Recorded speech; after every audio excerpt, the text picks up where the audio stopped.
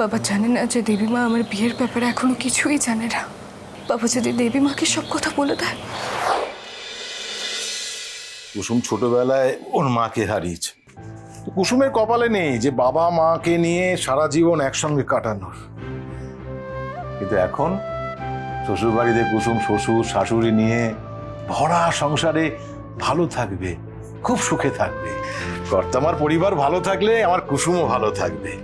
কুসুম তো ওদের জন্য কম কিছু করেনি, তাহলে কর্তামা নিশ্চয়ই ওকে ভালো রাখবে, সুখে রাখবে। হ্যাঁ, রাখাই তো উচিত। শঙ্করদা, হ্যাঁ কি গো এত রাতে তুমি এসব কি করছো বলো তো? পৃথিবীর প্রত্যেক বাবা চোখের জল নিয়ে আনন্দ করে যে কাজটা করে সেই কাজটা করছি। মানে? আরে বড়বাবু হাসপাতাল থেকে ফিরে এসছে, কুসুমকে তো শ্বশুর বাড়ি যেতে হবে নাকি? হ্যাঁ দীপালি, আমি কিন্তু আমার মেয়েকে যেমন তেমন করে পাঠাতে পারবো নাকি। হ্যাঁ, আমার যতটুকু সামর্থ্য আমি সব করবো। কত পাঠাবো? শঙ্করদাকে মিথ্যে বলা আমাদের একেবারে ঠিক হয়নি। মানুষটাকে দেখে আমারই কষ্ট হচ্ছে। আমি কুসুমের জামা কাপড় নিজের হাতে সব গুছিয়ে দেব, যাতে ও বাড়িতে কেউ খোঁটা দিতে না পারে। শাড়ি, সামান্য কয়েকটা গয়না, কুসুমের প্রয়োজনীয় কয়েকটা জিনিসপত্র। কেন দীপালি, আমি খুব করে চেয়েছিলাম আমার মেয়েটার বিয়ে নিজে হাতে দেব, পারিনি। বারবার আমি চেষ্টা করেছি কিন্তু ব্যর্থ হয়েছি। বারবার মনে হচ্ছে আমি একটা অপদার্থ বাবা। আমি অনেক কিছু করব ভেবেছিলাম, কিন্তু সামর্থ্যে কুলোয়নি তো, অত টাকা আমার নেই, তাই সবকিছু করে উঠতে পারলাম না। তবে ভগবান যে আমার মেয়েটার কপালে এত সুখ লিখে দিয়েছে আমি আমি কল্পনা করতে পারিনি। হ্যাঁ ভাবো দীপালি, আমি যে বাড়িতে চাকরি করি আমার মেয়ে সেই বাড়িরই বউ। এও কি সম্ভব বলো? শঙ্করদা, সবটাই তো মানুষের ভাগ্য। হ্যাঁ ঠিক কথাই বলেছো, ভাগ্য। ভাগ্য ছাড়া এত কিছু অসম্ভব। নাহলে ভাবো দীপালি, কুসুম মালদার একটা গ্রামের সাধারণ মেয়ে, একটা ড্রাইভারের মেয়ে, সে কিনা আজ আয়ুষ্মান গাঙ্গুলির বউ, গাঙ্গুলি বাড়ির বড় বউ। ভাবতে পারো তুমি? গ্রামের যদি সবাই খবরটা পায় তাহলে কি খুশি হবে। আর পিসি তো আনন্দে আটখানা, কুসুমের বিয়ে হচ্ছে শুনে। এই দীপালি, এবার যখন গ্রামে যাব বড় করে অনুষ্ঠান করতে হবে, কিন্তু সবাইকে খাওয়াতে হবে। হ্যাঁ, তুমি অনেক আকাশ কুসুম ভাবছো শঙ্করদা, কিন্তু তুমি যা ভাবছো সেটা যে সত্যি নয়। আর তো বেশি সময় নেই। আজ না হয় কাল কর্তমা আমাকে ডেকে বলবেন, শঙ্কর এবার তো ঘরের লক্ষ্মীকে বরণ করে ঘরে তুলতে হবে, তাই সব তৈরি করে রাখতে হচ্ছে। আর তুমি বসে আছো কেন? হাত লাগাও। আমি কি একা পারি নাকি? এটা ভাঁজ করো তো, ভাঁজ করো এটা। হ্যাঁ শঙ্করদা, আমি করে দিচ্ছি। দাঁড়াও।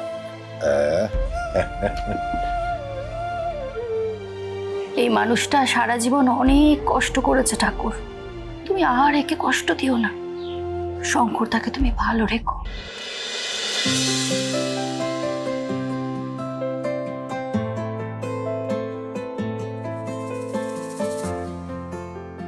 আমি সব ওষুধ কুসুমকে বুঝিয়ে দিয়েছি। কাল থেকে ওই তোমাকে সব ওষুধ দেবে, যেরকম আগে দিত। জানো রাজ, তুমি যখন হসপিটালে ছিলে আমি তখন ভাবছিলাম যে বাবা মা হিসেবে আমরা সন্তানদের জন্য যা যা করার সবটা করেছি। ঈশান কত বদলে গেছে দেখো, কি সুন্দর অনুষ্ঠির সঙ্গে সংসার করছে, ভালো আছে ওরা। শুধু একটা কাজই আমাদের বাকি রয়ে গেছে। না, আমি বলি আগে, শুনে নাও আমার কথা, তারপর তুমি তোমার মতামত দিও। যেটা বলছিলাম, তুমি যখন হসপিটালে ছিলে তখন আমি ভাবছিলাম বয়স হয়ে যাচ্ছে আমাদের রাজ, এবারে আমার মনে হয় আয়ুষের বিয়েটা আমাদের দিয়ে দেওয়া উচিত। আর আমি ভেবেছি রাজ, আমি এবছরের মধ্যেই আয়ুষের বিয়ে দেবো। আমি এখন থেকেই ওর জন্য মেয়ে খোঁজা শুরু করব। আর তারপর ব্যবসার দায়িত্ব দুই ছেলের কাছে দিয়ে আমরা দুজনে গ্রামে ফিরে যাব। কি বলো? ইন্দ্রাণী, তুমি আয়ুষের বিয়ের স্বপ্ন দেখছো, কিন্তু সত্যিটা হলো তোমার আয়ুষ তোমাকে না জানিয়ে তোমার চোখে ধুলো দিয়ে কুসুমকে বিয়ে করেছে। তোমার এই স্বপ্ন কোনো দিন পূর্ণ হবে না ইন্দ্রাণী। রাজ, কি হয়েছে তোমার?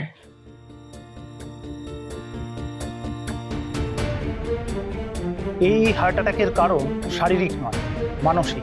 আচমকা কোনো ঘটনা ওনাকে মানসিকভাবে প্রবল ধাক্কা দিয়েছে, আর সেই কারণেই এই হার্ট অ্যাটাক।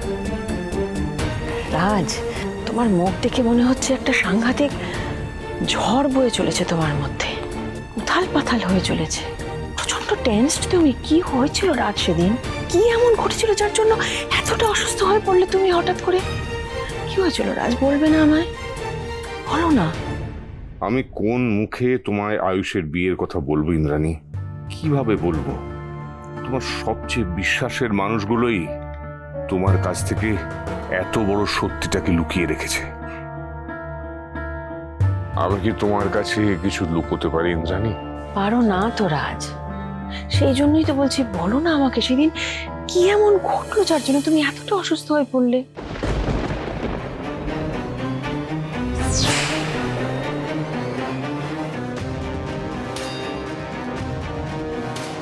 ইন্দ্রাণী, সেদিন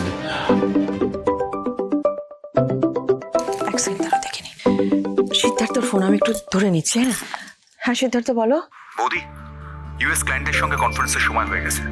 ওহো, এভাবে একদম ভুলে গেছি। দেখো হ্যাঁ আমি আসছি, এখনই আসছি, তুমি রাখো। ঠিক আছে বৌদি। আজ ইউএস ক্লায়েন্টদের সঙ্গে আজ কনফারেন্স ছিল, ভুলেই গেছিলাম। দেখো হ্যাঁ বলো, তুমি কি বলছিলে? আমি চাইলেও যে তোমাকে সব সত্যি বলতে পারবো না ইন্দ্রাণী, কারণ এই সত্যিটা শুধু তোমার বিশ্বাস নয়, তোমার পুরো পৃথিবীটাকেই ভেঙে গুঁড়িয়ে দেবে।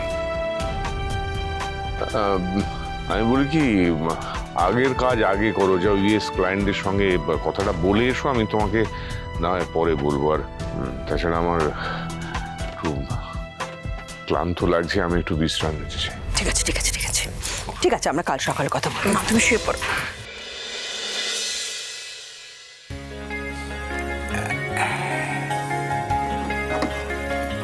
বাবা, এসব কি করছো? বিয়ের পর তোকে তো শ্বশুরবাড়ি যেতে হবে রে, তাই তোর সব জিনিসপত্র গুছিয়ে দিচ্ছি। তো সব জিনিসপত্র গুছিয়ে তোকে শ্বশুরবাড়িতে পৌঁছে দিয়ে আসবো। আমি আমার সামর্থ্য অনুযায়ী সব দিয়েছি।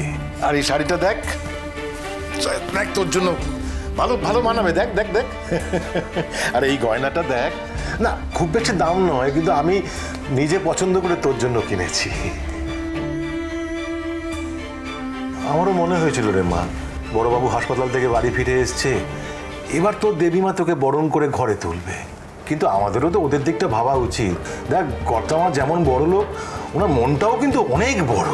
আর একবার যখন বিয়েটা হয়ে গেছে, ওরা ঠিক উৎসব অনুষ্ঠান করে ধুমধাম করে তোকে বরণ করে ঘরে তুলবে। তুই চিন্তা করিস না মা, আমি নিজেই কর্তামার সঙ্গে কথা বলবো, বুঝলি?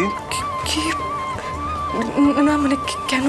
জিজ্ঞেস করবো বিয়ের পরে যে রীতি আচার সেগুলো কবে করা যায়, আর কতদিন আমার মেয়েটাকে ওরা আলাদা রাখবে সেটা জানতে হবে তো। এখন তো সে ওদের বাড়ির বড় বউ নাকি? হ্যাঁ বাবা জানে না যে দেবীমা আমার বিয়ের ব্যাপারে এখনো কিছুই জানে না।